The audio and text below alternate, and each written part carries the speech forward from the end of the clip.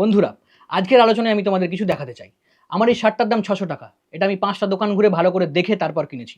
এই জলের বোতলটা দেখছেন, এটার দাম 40 টাকা। এটাকেও আমি 3 বার যাচাই করে তারপর কিনেছি।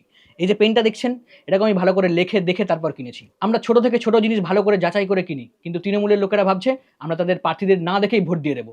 এই যে আমার হাতে রয়েছে তৃণমূলের প্রার্থী তালিকা, তাদের নাম রয়েছে দেখুন। পরেশ অধিকারী, এসএসসি কেলেঙ্কারিতে জড়িত, তিনি আপনাদের সন্তানের কি শিক্ষা দেবেন? জ্যোতিপ্রিয় মল্লিক, রেশন দুর্নীতিতে জেল খেটেছেন, তিনি আপনাদের কি খাওয়াবেন?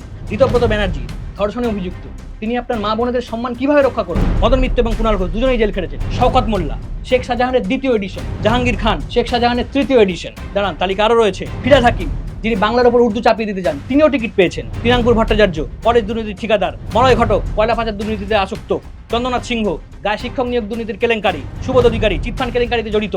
নারায়ণ গোস্বামী, গরু পাচারকারী, টিএমসিতে সবাইকে টিকিট দিয়েছেন। আরও রয়েছে উদয়ন গুহ, অপারেশন সিঁদুরের বিরোধী, যে মা বোনদের সিঁদুর রক্ষা করতে পারে না, সে আমাদের কি করে রক্ষা করবে? আপনারা ভাবুন এবং ভেবেচিন্তে ভোটটা দিন তৃণমূলেদের।